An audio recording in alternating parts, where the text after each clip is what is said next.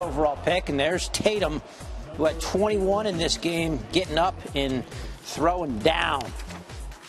There's Danny Ainge looking up.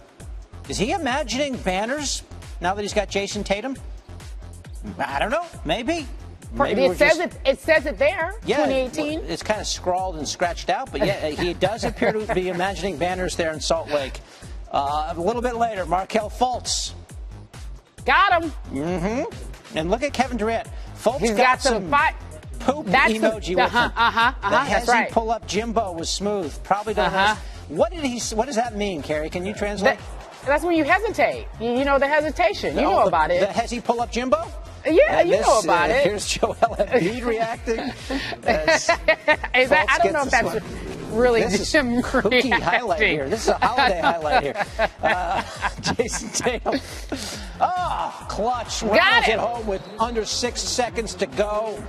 They drew the play up for Tatum, who complied, knocks that down. With the LeBron? Is that the LeBron? I just try to get back, to my sweet spot, mid-range, and, say a prayer and win it. All right, so they got to go to Fultz to come back. He goes reverse, and there is Jaylen Brown for the rejection. Fultz had 17, but he needed 19. Celtics win 89-88, your final. Yeah, I'm excited about this class, guys. What about the hezzy? You know about the hezzy, right? Antonio, was that right? He's talking about the hesitation, right? The hezzy. The hezzy from the others. I know it from the other end, watching somebody do it, being scared what they're about to do to me. Yeah, I know it from that point of view. You know about the hezzy. Yes. Our NBA analysts, Antonio Davis and Tom Penn, front office guy, join us now. Let's talk about these rookies. Jayson Tatum, Markelle Fultz going head-to-head. We saw that. That was great. Summer League debuts. Tom, I'll start with you first. How much do these Summer League games matter?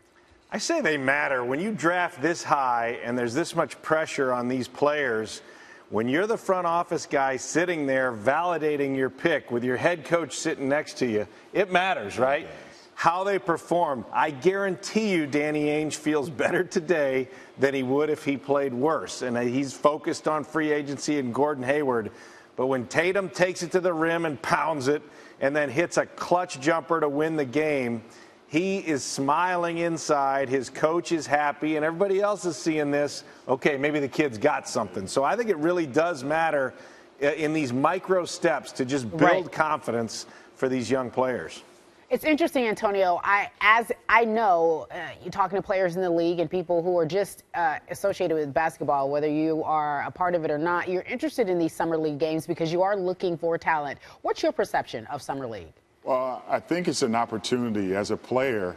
You never know what can happen, who will see you play. So every time you step on the floor, it's really an audition. You go out there and you do all the little things. You show them that you're engaged. You show them your talent. You show them you're a good teammate. And you never know how much value that's going to create on the other end. But I do know that, these players take it very seriously. And some of them now, they're at the point where we want to win the whole Summer League. So they take it up to another notch. I like what I saw between Tatum and Fultz. And so I'll ask you this, Tom. Do you think in any way this helps them as they get ready to play in the league? For sure. Micro steps. If they can piece these together, look, it's been one game. But they're going to go to Las Vegas, and it'll be on ESPN, and we'll see it game and game and night in and night out. And if they stack together this sort of alpha performance where they're clearly one of the best players on the court every night and performing under, Summer League pressure, but it's still pressure. And these are uncomfortable circumstances, Tony. You get thrown together as a group with a new coaching staff, and you travel to Utah, then you're going to go to Vegas. It's challenging to perform. There's a bunch of hungry guys that are getting after you as well. The level of talent is strong. So I think this does matter. It just gets the ball rolling in the right direction. That's the key for these star players, to get on a trajectory where they're going to have an impact and they're going to matter. All right, so Antonio, who are you impressed by so far? Small sample size in the pro level because it's just obviously Summer League, but anybody you impressed by so far? Watching them in college? And just watching Tatum, it was all the different ways that he can score the basketball. I mean, this kid put it on the floor. He knocked down the 3-ball. As Katie said, that hezzy was off the chain. There were so many different things. You saw him posting up.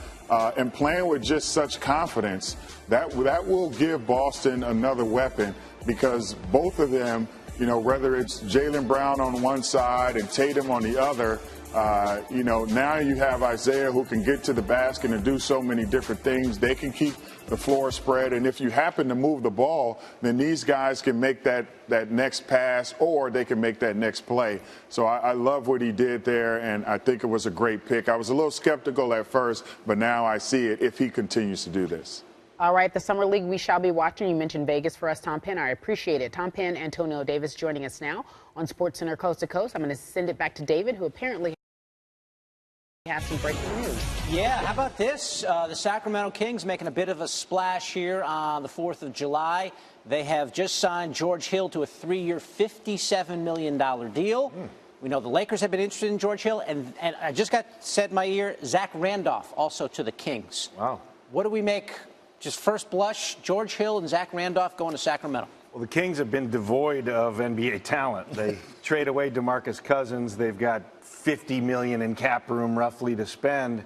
And the real question for them is, could they get anybody to come? Because they could get in this scenario where they make offers, restricted free agent offers like to Otto Porter. Right. But here in this particular case, they go to 2 proven players and get them. So at least they have George Hill as a rock to build around. Nice payday for him. Yeah. Yes. And then you add Zebo at the end of his run to at least be a dependable, play every night sort of big.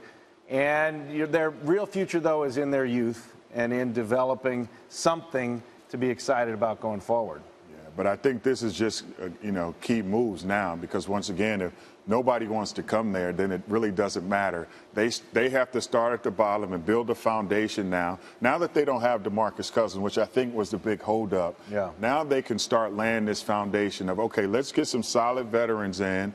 Let's get some young guys in, get a good mixture going. We'll continue to add pieces and see if we can be competitive. I don't know how competitive they'll be this year, but at least they have some young pieces. They did well in the draft. They have a couple vets now. Now they can start building. You know, they're going to have to spend up to the league minimum. So the cap is at about $100 million, $99 million. Every team has to spend at least 90% of that. So they're going to have to give $90 million roughly to somebody. Yeah. And in this particular case, you get a core guy like George Hill, who's high character, who's willing to go there and help build that for the future. It's a nice addition, because it's hard to get a player like Hill to go to a place that's in a build mode, as opposed to go chase the playoffs, enjoy yourself, have a satisfactory next 3 years. Well, that $57 million will help make it more satisfactory, I guess. Exactly. But there's no question they're going to take a pounding in the Western Conference. Same thing with Zach. You would think he would want to go somewhere too, and try to be in a winning situation. But I think veterans now are starting to realize that there's a lot of value. You can sit back at the end of that bench. There's a lot of value in money, I think, is what we're finding out here. And not just 1 or 2 years now. These guys can sit there for a while, help these guys. We saw Kevin Garnett do it in Minnesota. You can help stick around, and they'll pay you a little bit more as you go.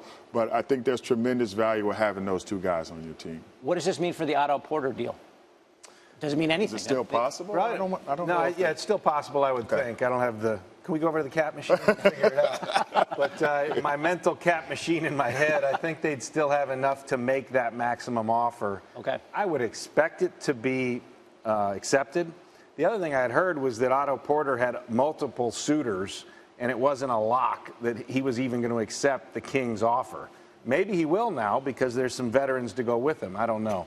We'll find that out in short order. Okay. $100 million, you don't need veterans. You just need to back the truck up to the bank, keep it moving. The Kings are finding a way to spend a little bit of this money. Again, George Hill and Zach Randolph heading to Sacramento. Tom Penn and Antonio Davis with us today, talking us through it. Much more Coast to Coast coming up right after this. Deal to the Kings, as well as George Hill. 3-year deal worth $57 million. On the phone right now is our Adrian Wojnarowski, joining us on Coast to Coast on this holiday. Free agency, so it's really not a holiday for many. Talk to me about why Sacramento was able to grab these 2 players. Why did they do it? Well, Sacramento's trying, Carrie, to balance a rebuild here around young players with some veteran players who come from winning organizations. Zach Randolph, two-time All-Star in Memphis, and now George Hill, who comes from Utah. Now, Hill is a mentor now for De'Aaron Fox, their first-round pick from Kentucky, who's the point guard of the future in Sacramento. But it's very difficult to just turn a team over to a 19-year-old. It gives the Kings now, at the point guard position, a mentor. And then Zach Randolph, for the Kings, he's a tough-minded veteran player who at 35 who still can be a very effective player and really can help to build a culture, an environment there of toughness and of winning. Okay, so reportedly the Kings, and we know they've had a bit of a talent drain, and I don't know if this is true or not, but we're hearing they may have about $20 million left in cap room. Do you foresee any other major moves like this, or any other players that they could have their eye on? Well, listen, I think as they try to keep some financial flexibility going forward, if there's a young player that's available that they think they can be opportunistic with, I think that's a more likely scenario for their cap space.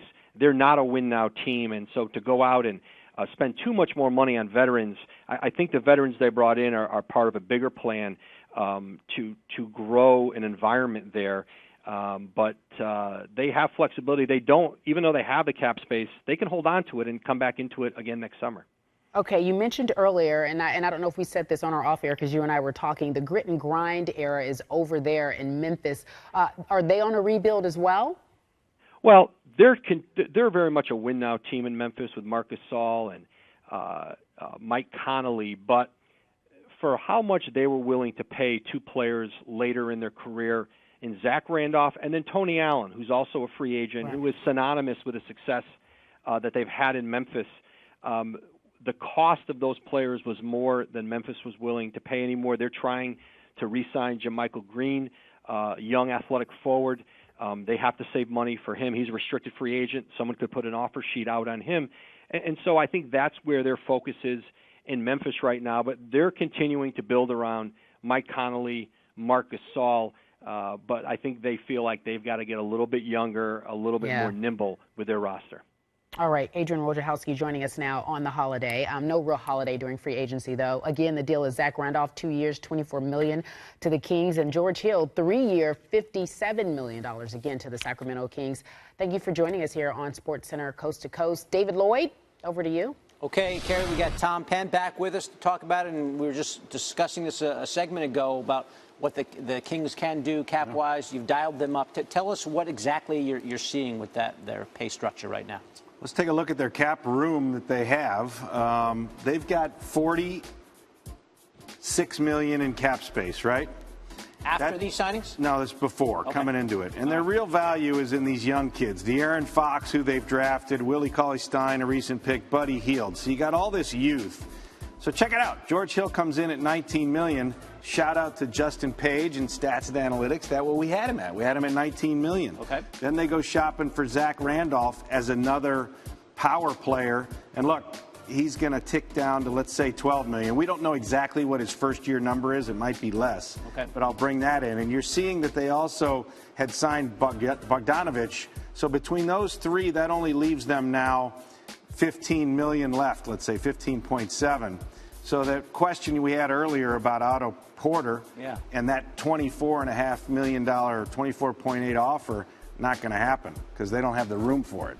It goes red, it's bad. Well, they could pay a luxury tax, could they not? No, this isn't a tax issue. This is now a cap issue. In order for them to bring that 24.8 in, they got to have at least 24.8 up there in green. Okay. Okay, and they don't have it because of all these players that are under contract, Kufos and Temple, and you just go down the list.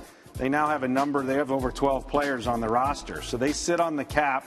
It doesn't work, and now Otto Porter is going to have to find somebody else to give him that money. So when they make that offer sheet to him, it wasn't ever accepted. It wasn't accepted, so they're not on the hook for that. That's right. Okay. Had Otto Porter said yes to that offer sheet and signed it, then the $24 million would have sat on their books like this, and then they wouldn't have had room for, say, Zach Randolph to come in. Okay. But as it turns out, they didn't want to wait for that answer, or they weren't confident they would get him, so they'll bring Zach back in, and Otto Porter, that never happened, right? So they'll just get Otto Porter back out. And that's what the Kings look like right now. But again, focus on what's below the line. Instead of these 5 players, the real value and the real interest is in how these young guys move up the ladder and show they can play. Do they have to spend more money if they're $15.7 million under the cap? Do they have to? Yep. Eventually, they're going to have to get to $90 million, which are 89, whatever it is, the minimum. They don't have to spend the full 15.7, but they do have to spend up to the league minimum 90% of the cap. Okay. There you go. Sacramento Kings making a bit of a splash here on the 4th of July, getting both George Hill and Zach Randolph, 2 established veterans, to go with some of the young players there in Sacramento. Tom Penn, working hard on the holiday. We're working. I think you're clear for the rest of this hour at least. Let's hope not. Somebody do something. Maybe something. We're still waiting on Gordon Hayward. We'll see how that plays out. Coming up, our top